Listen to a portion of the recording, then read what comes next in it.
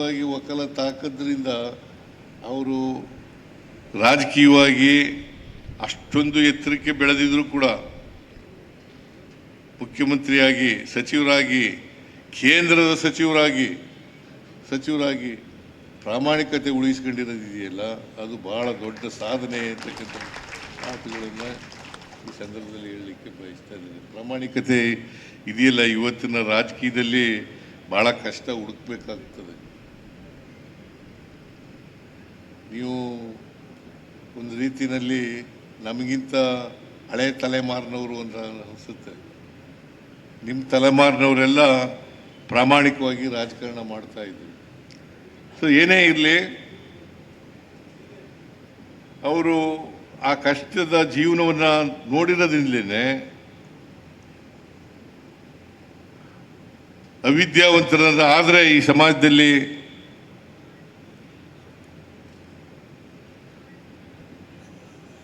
ಬಹಳ ಕಷ್ಟ ಅಂತಕ್ಕಂಥ ಮಾತುಗಳನ್ನು ಅರ್ಥ ಮಾಡಿಕೊಂಡು ಅವರು ವಿದ್ಯೆ ಅತ್ಯಂತ ಅವಶ್ಯ. ಈ ವಿದ್ಯೆ ಇದೆಯಲ್ಲ, ಇದು ಎಲ್ರಿಗೂ ಸಮಾನ ಅವಕಾಶಗಳಿಂದ ಕೂಡಿರ್ತಕ್ಕಂಥ ವಿದ್ಯೆ ಆಗಬೇಕು. ಸಮಾನ ಅವಕಾಶಗಳು ಇಲ್ಲದೆ ಹೋದರೆ ನಾರ್ಮಲಿ ಏನಾಗ್ತದೆ ಅಂತಂದರೆ, ಯಾರು ಕೂಡ ಹುಟ್ಟುತ್ತಾ ದಡ್ರು ಅಲ್ಲ, ಹುಟ್ಟುತ್ತಾ ಜಾಂಡ್ರು ಅಲ್ಲ. ಹುಟ್ಟುತ್ತಾ ಯಾರು ಕೂಡ ಜಾಂಡ್ರು ಅಲ್ಲ, ಯಾರು ದಡ್ರು ಅಲ್ಲ. ಅವಕಾಶಗಳು ಸಿಕ್ಕಬೇಕಷ್ಟೆ. ಅವಕಾಶಗಳು ಸಿಕ್ಕಿದ್ರೆ ಎಲ್ಲರೂ ಕೂಡ ಬುದ್ಧಿವಂತರಾಗಲಿಕ್ಕೆ ಸಾಧ್ಯ ಆಗ್ತದೆ ಅಂತಕ್ಕಂಥ ಮಾತುಗಳನ್ನು ಈ ಸಂದರ್ಭದಲ್ಲಿ ಹೇಳಲಿಕ್ಕೆ ಬಯಸ್ತಾ ಇದ್ದೀನಿ. ಇಂದ ಬಹಳ ಜನ ಅಕ್ಷರ ಸಂಸ್ಕೃತಿಯಿಂದ ವಂಚಿತರಾಗಿದ್ದರು. ಯಾಕಂತಂದರೆ ನಮ್ಮ ಸಮಾಜ ಸಾಮಾಜಿಕವಾಗಿ ಅಸಮಾನತೆಯಿಂದ ಕೂಡಿರ್ತಕ್ಕಂಥ ಸಮಾಜ. ಹಿಂದೆ ಜಾತಿ ವ್ಯವಸ್ಥೆ ಇತ್ತು. ಆ ಜಾತಿ ವ್ಯವಸ್ಥೆ ಇದ್ದದ್ರಿಂದ ಶೂದ್ರ ವರ್ಗ ಅಕ್ಷರ ಸಂಸ್ಕೃತಿಯಿಂದ ವಂಚಿತರಾಗಿತ್ತು. ಶೂದ್ರ ವರ್ಗ ಎಲ್ಲರೂ ಕೂಡ ಅಕ್ಷರ ಸಂಸ್ಕೃತಿಯಿಂದ ವಂಚಿತರಾಗಿದ್ರು. ಜಾತಿ ವ್ಯವಸ್ಥೆಯಲ್ಲಿ ಬ್ರಾಹ್ಮಣ, ಕ್ಷತ್ರಿಯ, ವೈಶ್ಯ ಮತ್ತು ಶೂದ್ರ, ಈ 4 ಜಾತಿಗಳಿದ್ದಾವಲ್ಲ, ಈ 4 ಜಾತಿಗಳಲ್ಲಿ ಮೊದಲನೇ 3 ಜಾತಿಗಳಿಗೆ ಮಾತ್ರ ವಿದ್ಯೆ ಕಲಿತಕ್ಕಂಥ ಅವಕಾಶ ಇತ್ತು. ಕೊನೆ 3 ಜಾತಿ, ಕೊನೆ ಶೂದ್ರರು, ಕೊನೆಯಲ್ಲಿರ್ತಕ್ಕಂಥವ್ರಿಗೆ ವಿದ್ಯೆ ಕಲಿತಕ್ಕಂಥ ಅವಕಾಶ ಇರಲಿಲ್ಲ. ಹಾಗಾಗಿ ಇವತ್ತು ಸಮಾಜದಲ್ಲಿ ಅಸಮಾನತೆಯನ್ನು ಕಾಣ್ತಕ್ಕಂಥದ್ದನ್ನು, ಅದಕ್ಕೆ ಬಾಬಾ ಸಾಹೇಬ್ ಅಂಬೇಡ್ಕರ್ ಅವರು ಹೇಳ್ತಾ ಇದ್ರು, ನಮಗೆ ಸ್ವಾತಂತ್ರ್ಯ ಬಂದಿದೆ ನಿಜ, ಆದರೆ ಎಲ್ಲಿವರೆಗೆ ಸಾಮಾಜಿಕ ಆರ್ಥಿಕ ಸ್ವಾತಂತ್ರ್ಯ ಸಿಗೋದಿಲ್ಲ ಅಲ್ಲಿವರೆಗೆ ರಾಜಕೀಯ ಸ್ವಾತಂತ್ರ್ಯಕ್ಕೆ ಅರ್ಥ ಇರಲ್ಲ. ಎಲ್ಲಿವರೆಗೆ ಆರ್ಥಿಕ ಮತ್ತು ಸಾಮಾಜಿಕ ಸ್ವಾತಂತ್ರ್ಯ ಎಲ್ರಿಗೂ ಸಿಗೋದಿಲ್ಲ ಅಲ್ಲಿವರೆಗೆ ರಾಜಕೀಯ ಸ್ವಾತಂತ್ರ್ಯಕ್ಕೆ ಅರ್ಥ ಇಲ್ಲ. ಅದು ಯಶಸ್ವಿ ಆಗಬೇಕಾದ್ರೆ ಪ್ರತಿಯೊಬ್ಬರಿಗೂ ಕೂಡ ಆರ್ಥಿಕ ಸಾಮಾಜಿಕ ಸ್ವಾತಂತ್ರ್ಯ ಸಿಗಲೇಬೇಕು. ಅದು ಸಿಕ್ಕಿದಾಗ ಅದಕ್ಕೆ ಅವರು ಭಾಳ ಸ್ಪಷ್ಟವಾಗಿ ಹೇಳ್ತಾ ಇದ್ರು, ಈ ಆರ್ಥಿಕ ಸಾಮಾಜಿಕ ಸಬಲತೆ ಎಲ್ಲರಿಗೂ ಬರಬೇಕು. ಇದು ಬಂದಾಗ ಮಾತ್ರ ನಮಗೆ ರಾಜಕೀಯ ಸ್ವಾತಂತ್ರ್ಯ ಸಿಗೋದಕ್ಕೆ ಸಾರ್ಥಕ ಆಗ್ತದೆ ಅಂತಕ್ಕಂಥ ಮಾತುಗಳನ್ನು ಹೇಳ್ತಾ ಇದ್ರು. ಅದಕ್ಕೋಸ್ಕರ ನಾನು ಈ ಗ್ಯಾರಂಟಿ ಯೋಜನೆಗಳನ್ನು, ಭಾಗ್ಯ ಕಾರ್ಯಕ್ರಮಗಳನ್ನು ಮಾಡಿದ್ದು. ಈ ಭಾಗ್ಯಗಳ ಕಾರ್ಯಕ್ರಮ ಯಾಕಪ್ಪ ಅಂತ ಮಾಡಿದೆ ಅಂತಂದರೆ, ಎಲ್ರಿಗೂ ಸಮಾನ ಅವಕಾಶಗಳು ಸಿಗಬೇಕು. ಈಗ ಕುಸ್ತಿ ಸಮಾನ ಶಕ್ತಿ ಇರ್ತಕ್ಕಂಥವ್ರಿಗೆ ಮಧ್ಯೆ ನಡೆದಾಗ ಮಾತ್ರ ಸಾಧ್ಯ ಆಗ್ತದೆ, ಕುಸ್ತಿ ಮಾಡಲಿಕ್ಕೆ ಸಾಧ್ಯ ಆಗ್ತದೆ. ಒಬ್ಬ ಬಲಹೀನ, ಇನ್ನೊಬ್ಬ ಬಲವಂತ, ಇವ್ರ ಮಧ್ಯೆ ಕುಸ್ತಿ ನಡೆದರೆ ಸಾಧ್ಯ ಆಗೋದಿಲ್ಲ. ಅದಕ್ಕೋಸ್ಕರ ಸಮಾಜದಲ್ಲಿ ಸಮಾನ ಅವಕಾಶಗಳು ಸಿಗಬೇಕು ಎಲ್ಲರಿಗೂ. ಅದು ಸಿಕ್ಕಿದಾಗ ಮಾತ್ರ ಸಾಧ್ಯ ಆಗ್ತದೆ. ಅದರಿಂದ ಇವರು ಮಾಡ್ತಾ ಇರ್ತಕ್ಕಂಥ ಕೆಲಸ ಇದೆಯಲ್ಲ, ಮೊಯ್ಲಿ ಇವರಿಗೆ ಹೈಸ್ಕೂಲ್ನಲ್ಲಿ ಮಾಡ್ತಾ ಇರ್ತಕ್ಕಂಥ ಕೆಲಸ ಇದೆಯಲ್ಲ, ಇದು ಭಾಳ ಉತ್ತಮವಾದಂಥ ಕೆಲಸ. ಸಮಾಜದಲ್ಲಿ ಕಟ್ಟ ಕಡೆಯ ವ್ಯಕ್ತಿ ಡ್ರಾಪ್ಔಟ್ ಆಗ್ತಾ ಇದ್ದಂಥವನು 35% ತಗೊಂಡಿರ್ತಕ್ಕಂಥವನು ಅವರಿಗೆ ಮೊದಲನೇ ಆದ್ಯತೆ ಕೊಡ್ತಾ ಇರ್ತಕ್ಕಂಥದ್ದು ಭಾಳ ಒಳ್ಳೆಯ ಕೆಲಸ. ಹರ್ಷ ಅವರೇ, ಇದನ್ನು ಮುಂದುವರಿಸ್ತಕ್ಕಂಥ ಕೆಲಸವನ್ನು ನೀವು ಮಾಡಬೇಕು ಅಂತಕ್ಕಂಥ ಮಾತುಗಳನ್ನು ಹೇಳಲಿಕ್ಕೆ ಬಯಸ್ತಾ ಇದ್ದೇನೆ. ನಮಗೂ ನಮ್ಮ ಸರ್ಕಾರದಿಂದಲೂ ಏನಾದರೂ ಸಹಾಯ ಬೇಕು ಅನ್ನೋದಾದರೆ ದಯಮಾಡಿ ಕೇಳಿ. ಕೇಳೋದಿಲ್ಲ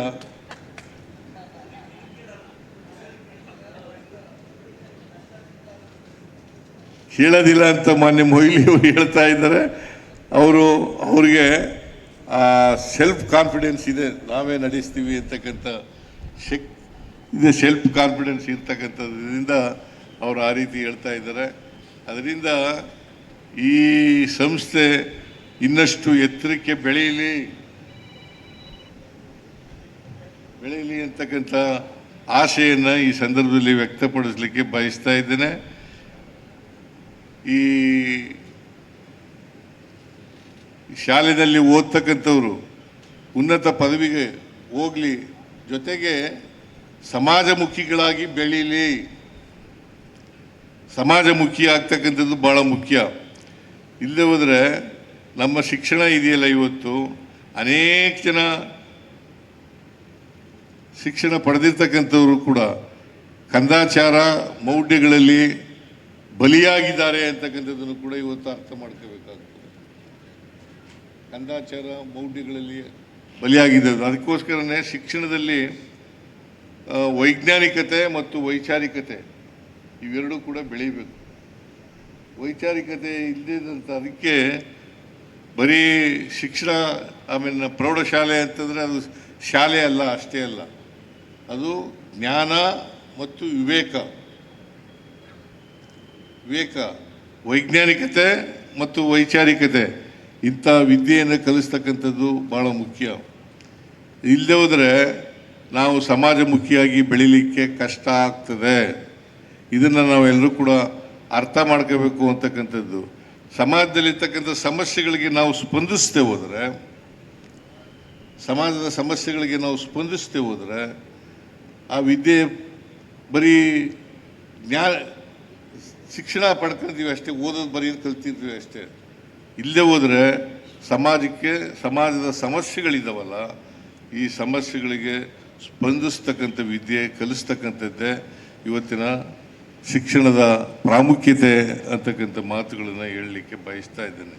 ಮೊನ್ನೆ ನಾನು ವೈಸ್ ಚಾನ್ಸಲರ್ಗಳು ಸಭೆ ಇತ್ತು, ವೈಸ್ ಚಾನ್ಸಲರ್ಗಳು ಅದೇ ಹೇಳಿದೆ ನಾನು,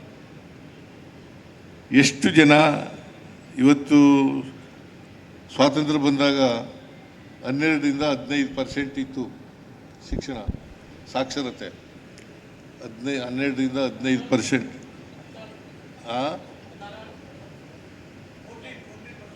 ಅದಕ್ಕೆ 12ರಿಂದ 15% ಇತ್ತು, 12ರಿಂದ 15% ಇತ್ತು.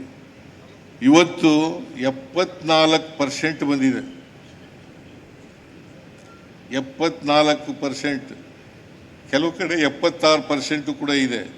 ಆದರೆ ವೈಜ್ಞಾನಿಕತೆ ವೈಚಾರಿಕತೆ ಇದೆಯಾ ಅಂತಕ್ಕಂಥ, ಎಲ್ಲರಲ್ಲೂ ಇದೆಯಾ ಅಂತಕ್ಕಂಥ ಮಾತುಗಳನ್ನು ನೋಡಿದಾಗ ಅದಕ್ಕೆ ಸರಿಯಾದಂಥ ಉತ್ತರ ಸಿಗಲಿಕ್ಕೆ ಸಾಧ್ಯ ಇಲ್ಲ. ಇದನ್ನು ನಾವು ಅರ್ಥ ಮಾಡ್ಕೋಬೇಕಾಗ್ತದೆ. ಅದಕ್ಕೋಸ್ಕರ ನಮ್ಮ ಶಿಕ್ಷಣ ಹೇಗಿರಬೇಕಪ್ಪ ಅಂತಂದರೆ, ನಾವು ಸಮಾಜದ ಸಮಸ್ಯೆಗಳಿಗೆ ಸ್ಪಂದಿಸ್ತಕ್ಕಂಥ ರೀತಿಯಲ್ಲಿ ಇರಬೇಕು. ಅದರಿಂದ ಇಲ್ಲಿ ಓದಂಥ ವಿದ್ಯಾರ್ಥಿಗಳು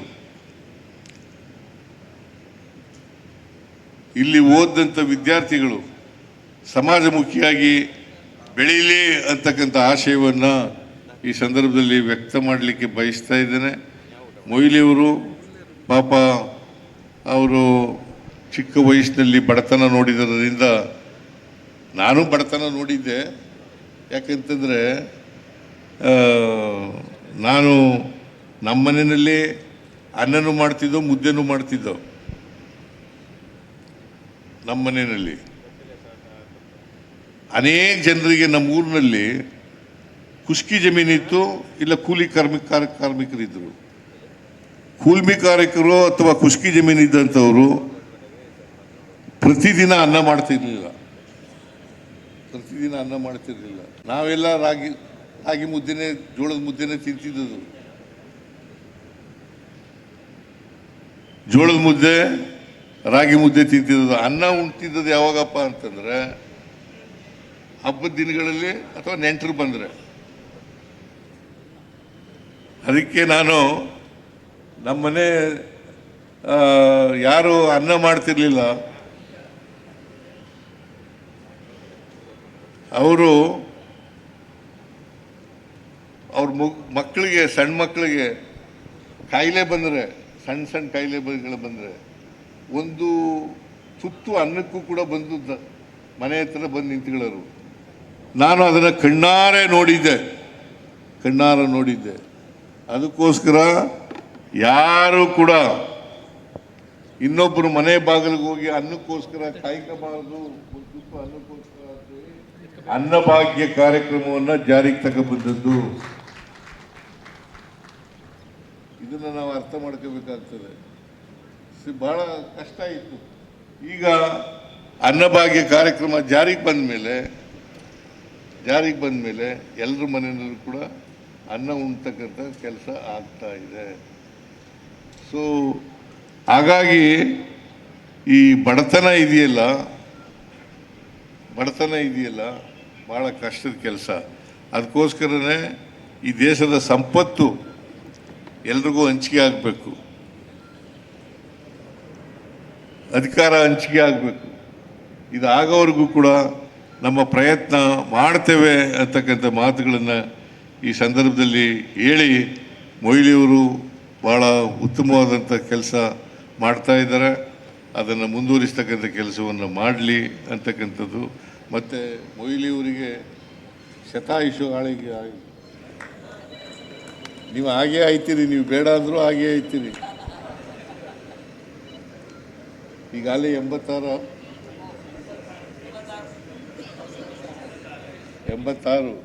ಮತ್ತೆ ಇನ್ನು 14 ವರ್ಷ ಇರಲ್ವಾ? ನನಗಿಂತ ಗಟ್ಟಿಯಾಗಿದ್ದೀರಿ ನೀವು.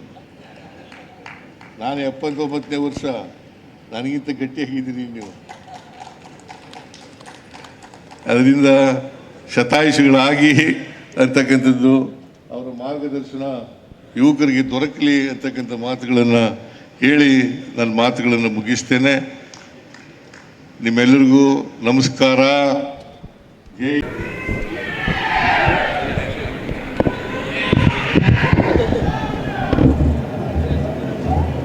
ಈ ಸಮಾರಂಭದಲ್ಲಿ ಉಪಸ್ಥಿತರಿರ್ತಕ್ಕಂಥ ಮಾಜಿ ಮುಖ್ಯಮಂತ್ರಿಗಳು, ಹಿರಿಯರು ಆದಂಥ ಮಾನ್ಯ ವೀರಪ್ಪ ಮೊಯ್ಲಿ ಅವರೇ, ಸಚಿವರಾದಂಥ ಡಾಕ್ಟರ್ ಎಚ್ ಸಿ ಮಾದೇವಪ್ಪ ಅವರೇ, ಇನ್ನೊಬ್ಬರು ಸಚಿವರಾದಂಥ ಶ್ರೀ ಮಧು ಬಂಗಾರಪ್ಪ ಅವರೇ, ಕಾರ್ಕಳ ಕ್ಷೇತ್ರದ ಶಾಸಕರು, ಆತ್ಮೀಯರು ಆದಂಥ ಶ್ರೀ ಸುನೀಲ್ ಕುಮಾರ್ ಅವರೇ, ವಿಧಾನ ಪರಿಷತ್ತಿನ ಸದಸ್ಯರಾದಂಥ ಐವಾನ್ ಡಿಸೌಜ ಅವರೇ, ಮಾಜಿ ಸಚಿವರಾದಂಥ ರಮಾನಾಥ್ ರೈ ಅವರೇ, ಶ್ರೀ ವಿನಯ್ ಕುಮಾರ್ ಸ್ವರ್ಕೆ ಅವರೇ, ಮಾಜಿ ಸಂಸದರಾದಂಥ ಜಯಪ್ರಕಾಶ್ ಹೆಗ್ಡೆ ಅವರೇ, ದಕ್ಷಿಣ ಕನ್ನಡ ಜಿಲ್ಲಾ ಸಹಕಾರ ಬ್ಯಾಂಕ್ನ ಅಧ್ಯಕ್ಷರಾದಂಥ ಶ್ರೀ ರಾಜೇಂದ್ರ ಕುಮಾರ್ ಅವರೇ,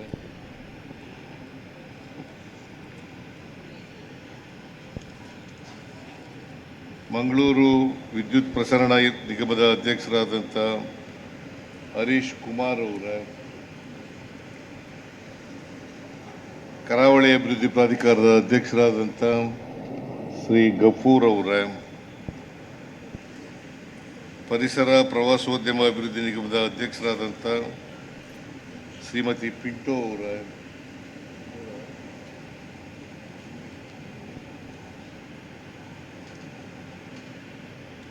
ಈ ಜಿಲ್ಲೆಯ ಉಸ್ತುವಾರಿ ಸಚಿವರಾದಂಥ ಶ್ರೀಮತಿ ಲಕ್ಷ್ಮೀ ಹೆಬ್ಬಾಳ್ಕರ್ ಅವರ ನಾನು ಮಾತಾಡುವಾಗ ಇರಲಿಲ್ಲ, ನಾವು ಹೊರಟೋಗಿದ್ದೀರಿ ಅಂತ ಅನ್ಕೊಂಡ್ಬಿಟ್ಟಿದ್ದೆ.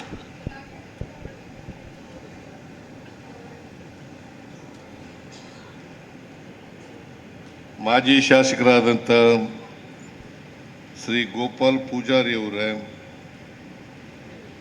ಕಿಸಾನ್ ಸಭಾ ಟ್ರಸ್ಟ್ನ ಅಧ್ಯಕ್ಷರಾದಂಥ ಶ್ರೀ ಹರ್ಷ ಮೊಯ್ಲಿ ಅವರೇ, ಕಾರ್ಕಳ ವಿಧಾನಸಭೆಯ ಅಭ್ಯರ್ಥಿಯಾಗಿದ್ದಂಥ ಉದಯ್ ಕುಮಾರ್ ಶೆಟ್ಟಿ ಅವರೇ, ಉಡುಪಿ ಜಿಲ್ಲಾ ಕಾಂಗ್ರೆಸ್ನ ಅಧ್ಯಕ್ಷರಾದಂಥ ಶ್ರೀ ಅಶೋಕ್ ಕುಮಾರ್ ಅವರೇ,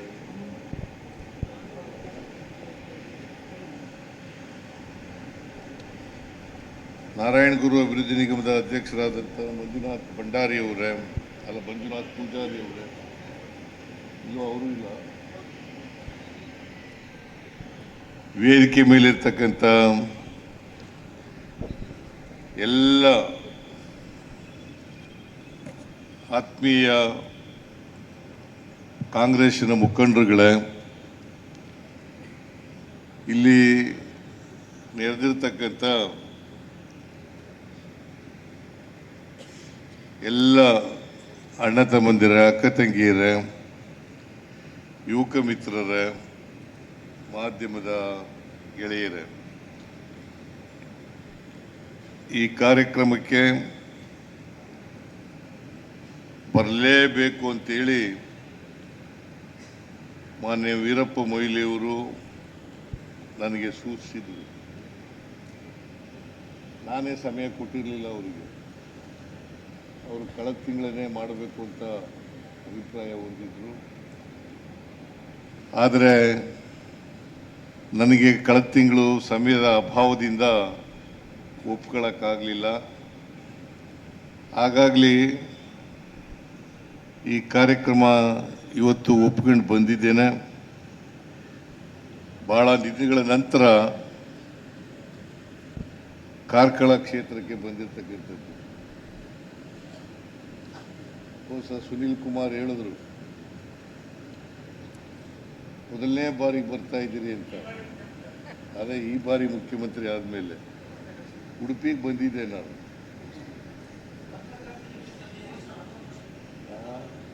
ಮಸ್ತಕಾಭಿಷೇಕಕ್ಕೂ ಬಂದಿದ್ದೆ ಹಿಂದೆ. ಈ ವರ್ಷ ಮಸ್ತಕಾಭಿಷೇಕ ಆಚರಣೆ ಮಾಡ್ತಾ ಇದ್ದಾರೆ. ಈಗಾಗಲೇ ರಾಜೇಂದ್ರ ಕುಮಾರ್ ಮತ್ತು ಅವರ ಎಲ್ಲ ಸಂಗಡಿಗರು ಬಂದು ಮನವಿಯನ್ನ ಮಾಡಿದ್ದಾರೆ, ಆರ್ಥಿಕ ಸಹಾಯ ಮಾಡಬೇಕು ಅಂತೇಳಿ. ವೀರಪ್ಪ ಮೊಯ್ಲಿಯವರು ಕೂಡ ಪತ್ರ ಬರೀತೀನಿ ಅಂತ ಹೇಳಿದ್ದಾರೆ, ಆರ್ಥಿಕ ಸಹಾಯನೂ ಕೂಡ ಮಾಡಬೇಕು ಅಂತಕ್ಕಂಥ ಮಾತುಗಳನ್ನು ಕೇಳಿಸ್ತಾ ಇಲ್ವಾ? ನಾನು ಈ ಕಡೆ ತಿರುಗೋದ್ರಿಂದ ಕೇಳಿಸ್ತಾ ಇಲ್ಲ, ಈ ಕಡೆನೇ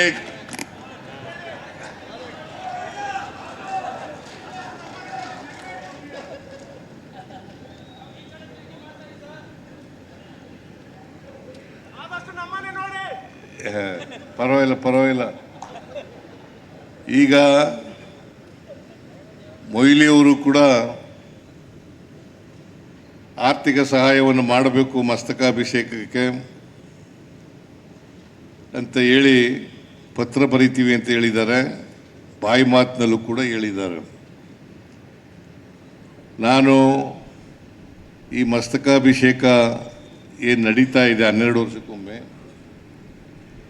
ಇದಕ್ಕೆ ಎಲ್ಲ ರೀತಿಯಲ್ಲೂ ಕೂಡ ಸಹಾಯವನ್ನು ಮಾಡ್ತಿದೆ ಅಂತಕ್ಕಂಥ ಮಾತುಗಳನ್ನು ಈ ಸಂದರ್ಭದಲ್ಲಿ ಹೇಳಲಿಕ್ಕೆ ಬಯಸ್ತಾ ಇದ್ದೀನಿ.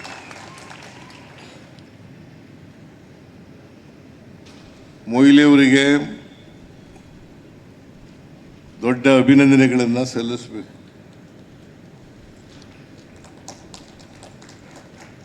ಯಾಕಂತಂದರೆ ಕಾರ್ಕಳದಲ್ಲಿ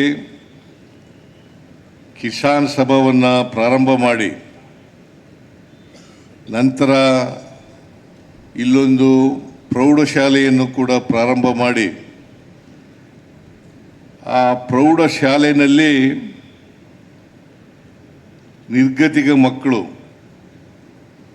ಕಡಿಮೆ ಅಂಕಗಳನ್ನು ಪಡೆದಿರ್ತಕ್ಕಂಥ ಮಕ್ಕಳು, ಡ್ರಾಪ್ಔಟ್ ಆಗ್ತಕ್ಕಂಥ ಮಕ್ಕಳು, ಅಂಥ ಮಕ್ಕಳನ್ನು ಸೇರಿಸ್ಕೊಂಡು ಶಿಕ್ಷಣ ಕೊಡೋದಿದೆಯಲ್ಲ, ಅದು ಸುಲಭದ ಮಾತಲ್ಲ ಅಂತಕ್ಕಂಥ ಮಾತುಗಳನ್ನು ಈ ಸಂದರ್ಭದಲ್ಲಿ ಹೇಳಲಿಕ್ಕೆ ಬಯಸ್ತಾ ಇದ್ದಾನೆ. ಆದ್ದರಿಂದ ಮೊಯ್ಲಿಯವರು ಭಾಳ ಉನ್ನತವಾದಂಥ ಕೆಲಸವನ್ನು ಮಾಡಿದ್ದಾರೆ.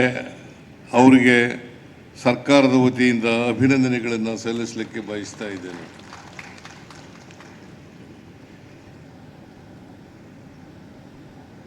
ಇವತ್ತು ಬೆಳಗ್ಗೆ ಬಾಬಾ ಸಾಹೇಬ್ ಅಂಬೇಡ್ಕರ್ ಅವರ ಸಮುದಾಯ ಭವನವನ್ನು ಉದ್ಘಾಟನೆ ಮಾಡಿದ್ದೇವೆ. ಅದಾದಮೇಲೆ ಕಿನ್ಸಾರ್ ಸಭಾ ಸಮುದಾಯ ಭವನವನ್ನು ಉದ್ಘಾಟನೆ ಮಾಡಿದ್ದೇವೆ. ಇವತ್ತು ಮಹಾತ್ಮ ಗಾಂಧಿ ಪ್ರೌಢಶಾಲೆ 35ನೇ ವರ್ಷ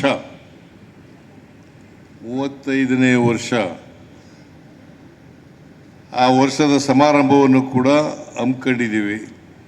ಇವೆಲ್ಲ ಕಾರ್ಯಕ್ರಮಗಳ ಉದ್ಘಾಟನೆಯನ್ನು ಅತ್ಯಂತ ಸಂತೋಷದಿಂದ ನೆರವೇರಿಸಿದ್ದೇನೆ ಅಂತಕ್ಕಂಥ ಮಾತುಗಳನ್ನು ಹೇಳಲಿಕ್ಕೆ ಬಯಸ್ತಾ ಇದ್ದೀನಿ. ಸುನೀಲ್ ಕುಮಾರ್ ಅವರು ಮತ್ತು ಉದಯ್ ಕುಮಾರ್ ಶೆಟ್ಟಿಯವರು ಸರ್ಕಾರದ ಮುಂದೆ ಕೆಲವು ಬೇಡಿಕೆಗಳನ್ನು ಇಟ್ಟಿದ್ದಾರೆ. ನಮ್ಮ ಸರ್ಕಾರ ಏನು ಮಾತಾಡ್ತದೆ ನುಡಿದಂತೆ ನಡೆಯುವ ಸರ್ಕಾರ.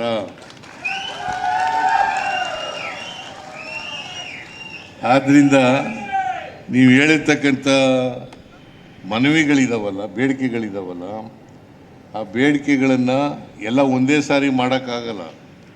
ಹಂತವಾಗಿ ಮಾಡಿಕೊಡ್ತೇನೆ ಅಂತಕ್ಕಂಥ ಮಾತುಗಳನ್ನು ಈ ಸಂದರ್ಭದಲ್ಲಿ ಹೇಳಲಿಕ್ಕೆ ಬಯಸ್ತಾ ಇದ್ದೀನಿ. ನಾವು ಏನು ಹೇಳ್ತೀವಿ ಅದನ್ನು ಮಾಡ್ತೀವಿ.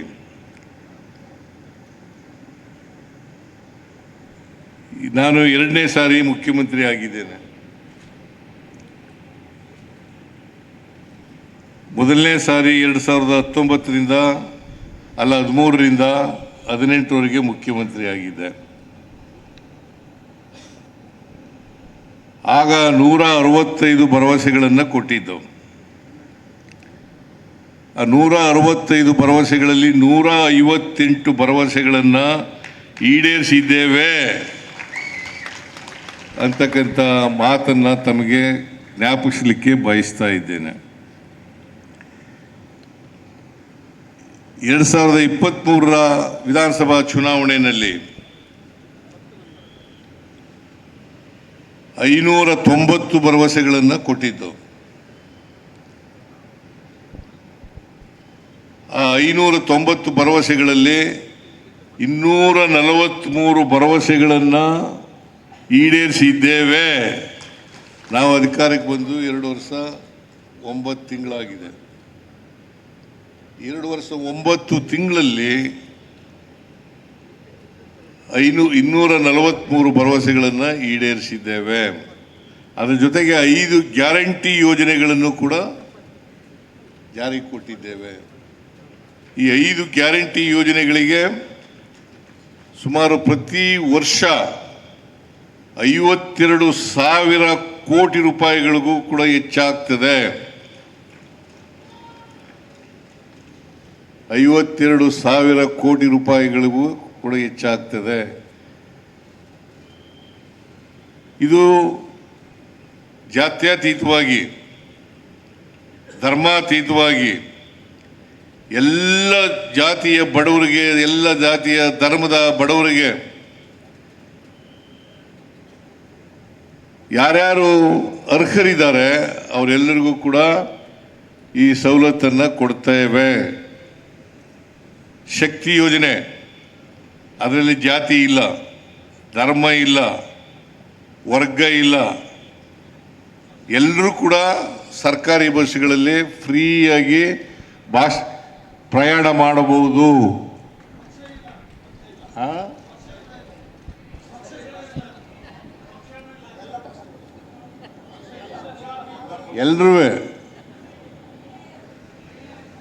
ಎಲ್ಲರೂ ಕೂಡ ಪ್ರಯಾಣ ಮಾಡಬಹುದು.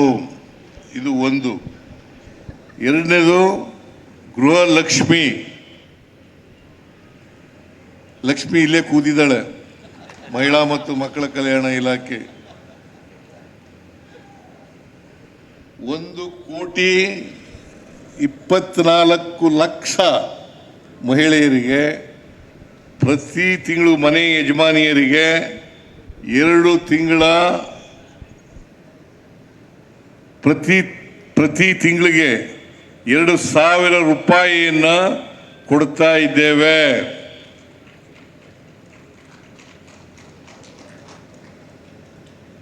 ಗೃಹ ಜ್ಯೋತಿ ಯೋಜನೆಯಲ್ಲಿ 200 ಯೂನಿಟ್ವರೆಗೆ ಯಾರ್ಯಾರು ಉಪಯೋಗಿಸ್ತಾ ಇದ್ದಾರೆ, ಆ 200 ಯೂನಿಟ್ವರೆಗೆ ಯಾರ್ಯಾರು ಗ್ರಾಹಕರಿದ್ದಾರೆ ಅವರೆಲ್ಲರಿಗೂ ಕೂಡ ಉಚಿತವಾಗಿ ವಿದ್ಯುತ್ತನ್ನು ಕೊಡ್ತಾ ಇದ್ದೇವೆ. ಅನ್ನಭಾಗ್ಯ ಕಾರ್ಯಕ್ರಮ ಕೇಂದ್ರ ಸರ್ಕಾರ 5 kg ಕೊಡ್ತದೆ. ಇನ್ನು 5 kgಯನ್ನು ಎಕ್ಸ್ಟ್ರಾ ನಾವು ಹೆಚ್ಚುವರಿಯಾಗಿ ಕೊಡ್ತೀವಿ ಅಂತ ಹೇಳಿದ್ದು ಚುನಾವಣಾ ಪೂರ್ವದಲ್ಲಿ. ಹಾಗಾಗಿ 5 kg ಅಕ್ಕಿಯನ್ನು, ಅದಕ್ಕೆ ತಗಲ್ತಕ್ಕಂಥ ಹಣವನ್ನು ಕೊಡ್ತಾ ಇದ್ದೇವೆ. ಯುವ ನಿಧಿ ಕಾರ್ಯಕ್ರಮ ಇದನ್ನು ಕೂಡ ಜಾರಿಗೆ ಕೊಟ್ಟಿದ್ದೀವಿ. ಇವೆಲ್ಲ ಕಾರ್ಯಕ್ರಮಗಳನ್ನು ಕೂಡ 1 ವರ್ಷದೊಳಗಡೆ, ನಾವು ಅಧಿಕಾರಕ್ಕೆ ಬಂದ 1 ವರ್ಷದೊಳಗಡೆ ಕಾರ್ಯಕ್ರಮವನ್ನು ಕಾರ್ಯಗತಗೊಳಿಸಿದ್ದೇವೆ ಅಂತ ಹೇಳಲಿಕ್ಕೆ ನಾನು ಇಚ್ಛೆ ಪಡ್ತಾ ಇದ್ದೇನೆ. ಇವತ್ತಿನವರೆಗೆ 1,20,000 ಕೋಟಿ 1,20,000 ಕೋಟಿ ರೂಪಾಯಿಗಳನ್ನು ಗ್ಯಾರಂಟಿ ಯೋಜನೆಗಳಿಗೆ ಖರ್ಚು ಮಾಡಿದ್ದೇವೆ.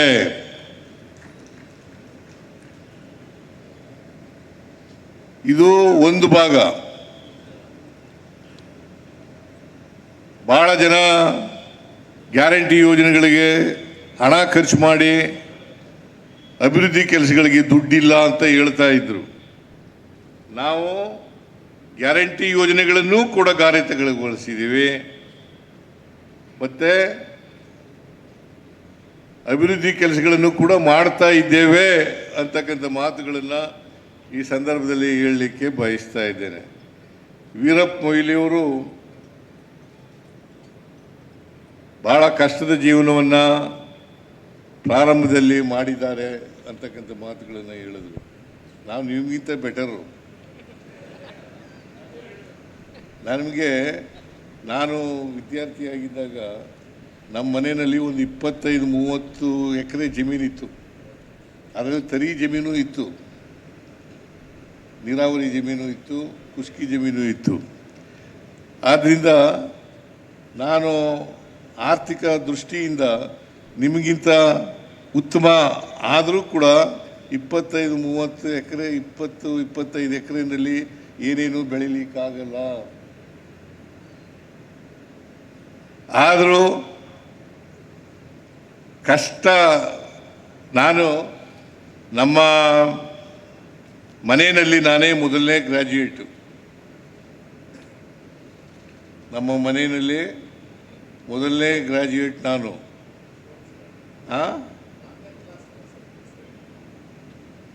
ಅದು ನಾನು ಮಧ್ಯೆ ಬಿಟ್ಬಿಟ್ಟಿದ್ದೆ, ಡ್ರಾಪ್ ಔಟ್ ಆಗಿಬಿಟ್ಟಿದ್ದೆ. ನಾನು 1 ವರ್ಷ ಡ್ರಾಪ್ ಔಟ್ ಆಗಿ ಮನೆಯಲ್ಲಿದ್ದೆ. ಎಮ್ಮೆ ಕುರಿ ಕಾಯ್ಕೊಂಡು ಮನೆಯಲ್ಲಿದ್ದೆ. ಒಬ್ಬ ರಾಜಪ್ಪ ಅಂತ ಮೇಷ್ಟ್ರು ನಮ್ಮೂರಿಗೆ ಹೆಡ್ ಮಾಸ್ಟ್ರಾಗಿ ಬಂದರು. ಅವರು ಮನೆಗೆ ಹೋಗಿ ನನ್ನನ್ನು ಗುರುತಿಸಿ ನಾನು ಯಾಕೆ ಶಾಲೆಗೆ ಹೋಗಿಲ್ಲ ಅಂತ ಕೇಳಿದ್ರು. ನಾನು ಪ್ರೈಮರಿ ಶಾಲೆನೇ ಓದಿಲ್ಲ.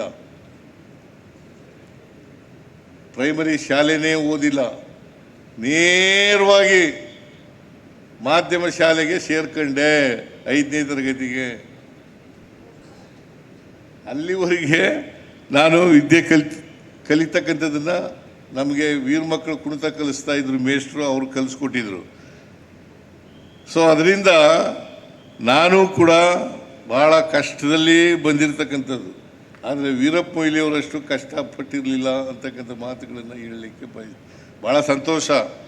ಆಗ ನೋಡಿ, ಅವ್ರ ತಂದೆ ತಾಯಿಗಳು ಅವತ್ತು ಹೇಗೆ ನಿಯತ್ತಿನಿಂದ ಬದುಕಿದ್ರು ಅಂತಕ್ಕಂಥದ್ದನ್ನು ಇವತ್ತು ನಾವೆಲ್ಲರೂ ಕೂಡ ಅರ್ಥ ಮಾಡ್ಕೋಬೇಕಾಗ್ತದೆ. ಸುಮಾರು 40 ಎಕರೆ ಜಮೀನನ್ನು ಗುತ್ತಿಗೆ ಮಾಡ್ತಾಯಿದ್ರು. ಅದನ್ನು ಯಾರು ಜಮೀನ್ದಾರರಿದ್ದಾರೆ ಅವ್ರಿಗೆ ವಾಪಸ್ ಕೊಡೋದಿದೆಯಲ್ಲ, ಅದು ಭಾಳ ಕಷ್ಟದ ಕೆಲಸ. ನೋಡಿ ಎಂಥ ನಿಯತ್ತಿನಿಂದ ಮಾಡಿದ್ದಾರೆ. ಅಂಥವ್ರ ಮಗ ಇವತ್ತು ವಕೀಲಿ ವೃತ್ತಿ ಮಾಡಿ ಬಡವರು, ಬಡ ಗೇಣಿದಾರರು, ದಲಿತರು ಮತ್ತು ಅಸಹಾಯಕ ಜನ ಯಾರಿದ್ದಾರೆ ಅವ್ರ ಪರವಾಗಿ ವಕಾಲತ್ತನ್ನು ವಹಿಸಿ ಅವ್ರ ಪರವಾಗಿ ಕೆಲಸ ಮಾಡ್ತಾಯಿದ್ರು ಅಂತಕ್ಕಂಥದ್ದು ಭಾಳ ಮುಖ್ಯವಾದಂಥ ಕೆಲಸ ಅಂತಕ್ಕಂಥ ಮಾತುಗಳನ್ನು ಹೇಳಲಿಕ್ಕೆ ಬಯಸ್ತಾ ಇದ್ದೇನೆ. ನಾನು ಕೇಳಿದೆ, ಎಷ್ಟು ವರ್ಷ ಲಾಯರ್ ಕೆಲಸ ಮಾಡಿದ್ರಿ ಅಂತ. 5-6 ವರ್ಷ ಲಾಯರ್ ಕೆಲಸ ಮಾಡಿದೆ. ಆ 5-6 ವರ್ಷನೂ ಕೂಡ ಉಚಿತವಾಗಿ ವಕಾಲತ್ತು ಆಗ್ತಾ ಇದೆ ಅಂತಕ್ಕಂಥ ಮಾತುಗಳನ್ನು ಹೇಳಿದ್ರು.